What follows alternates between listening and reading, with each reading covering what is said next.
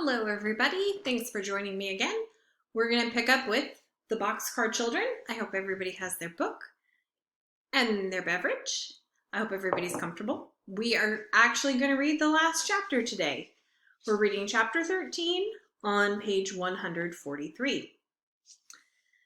Chapter 13, A New Home for the Boxcar. The children's grandfather wanted them to like his house. He wanted them to live with him all the time. So he made over some of the rooms just for them. The children went with him in his car to see the house. When the car stopped in front of it, Henry cried in surprise, "Do you live here, in this beautiful house?" It was a beautiful house. It was very big, with many trees and flower gardens around it. "You may live here too, if you like my house," remarked his grandfather, watching Henry's face. The house was beautiful inside too. There were flowers everywhere. There were maids everywhere.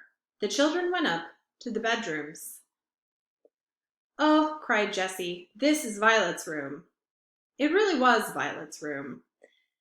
There were violets on the There were violets on the wallpaper. The bed was white with a violet cover. On the table were flowers. "What a beautiful room," cried Violet, sitting down in a soft, pretty chair. All the children shouted when they saw Benny's room. The wallpaper was blue and covered with big rabbits and dogs and bears. There was a rocking horse and a toolbox and little tables and chairs. There was an engine, and an engine stood on a track with cars almost as big as the little boy himself. Benny ran over to the engine. "Can I run this train all day?" he asked. He sat down on the floor by the engine. "Oh no," said Henry. "You are going to school as soon as it begins." His grandfather laughed. "That is right, my boy. You will like school. You will learn to read." "I can read now," said Benny. In Jessie's room they found a bed for Watch. It was on the floor by her bed. Watch got in it at once, sniffed at the pillow, turned around 3 times, and lay down. "He likes it," said Jessie. "He will sleep by me." Just then the children heard a doorbell ring. A maid came up to find Mr. Alden. A man to see you," she said, "about the dog." Now when Jessie heard the word dog, she was frightened. She was frightened it was about Watch. "They won't take Watch away," she whispered to Henry. "No, indeed," said Henry. "We'll never give him up." Henry and Jessie and the other children went down with their grandfather to see the man, and Jessie was more frightened than ever. Watch did not growl at the man. He jumped up on him delightedly. "You see, he was my dog," said the man, "but I sold him to a lady, and he ran away from her that very day. I have to turn him over to the lady I sold him to." "How do you know he is the same dog?" asked Mr. Alden. "Oh, he is my dog," said the man. "You see, he knows me, and he has a small black spot on his foot. But someone has cut his hair on one side." Benny looked. He found the black spot on Watch's foot. "I never saw that spot before," said Henry. "I will give you what you want for the dog," said Mr. Alden. "The children love him. They want to keep him." "But I sold him to a lady," said the man. "I must take the dog to her." Then Henry said, "Maybe she will want to change to another dog when she sees his hair. If she will agree to take another dog, will you let my grandfather have this one?" "Yes, I will," said the man. "Let's go and ask her, grandfather," said Benny. "She will let Jessie have Watch. He is her dog. She took the thorn out of his foot." The man told Mr. Alden where the lady lived, and they all started out to find her. She was a very pretty young lady, and she asked them to sit down. But Benny could not wait. He said, "Please let us keep Watch. I want him, and Jessie wants him, and we didn't know he was your dog." "What do you mean?" asked the lady, laughing. "Who is Watch?"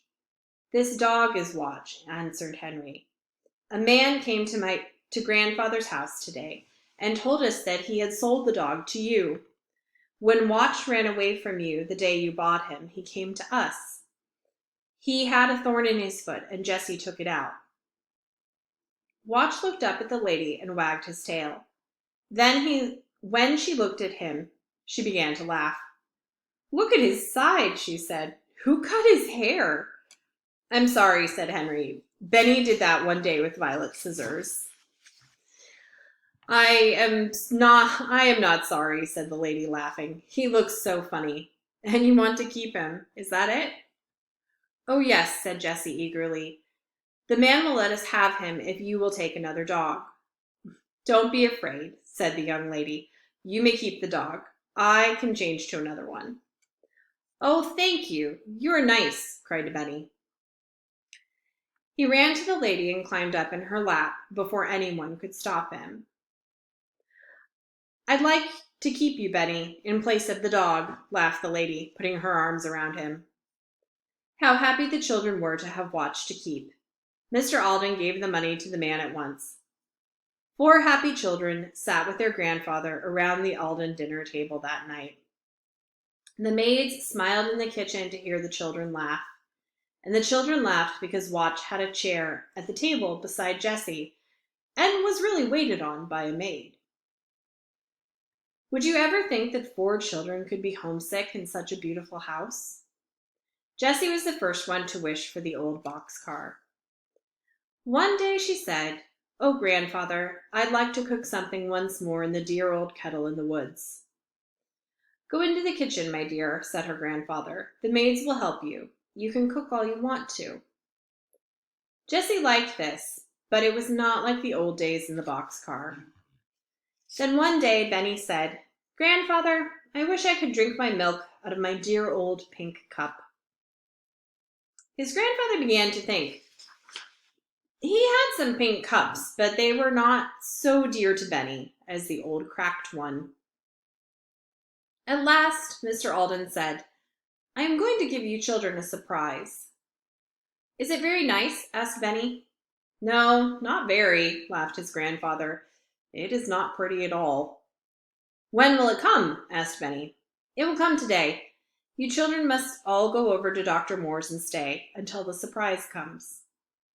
"What will it be?" wondered Violet. Her grandfather laughed.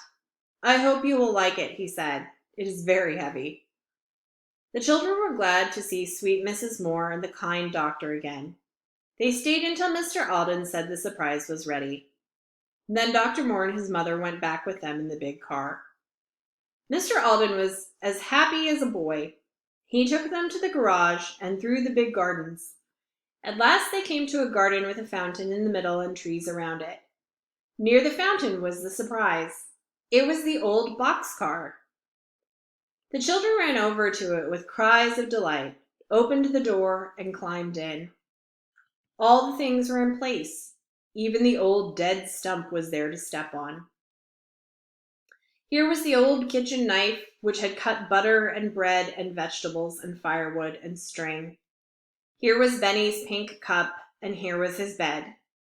Here was the big kettle and the blue tablecloth. Here were the pitcher and the old teapot. And here was the dinner bell which the children had made from an old tin can. Benny hung it on a tree with a string and rang it over and over again with a spoon. Watch rolled on the floor of the car and barked and barked. Then he began to sniff at everything. "He's looking for the bone he buried," laughed Benny. "How they love the old boxcar," said Mrs. Moore. I like to see them so happy." "Thank you for the surprise, grandfather," said Violet. "We'll never go away from you again." "I hope not, my dear," said Mr. Alden. "We'll all live happily ever after." And so they did. The end. Thank you guys so much for reading The Boxcar Children with me, and we'll see you here again for more reading. Bye, guys.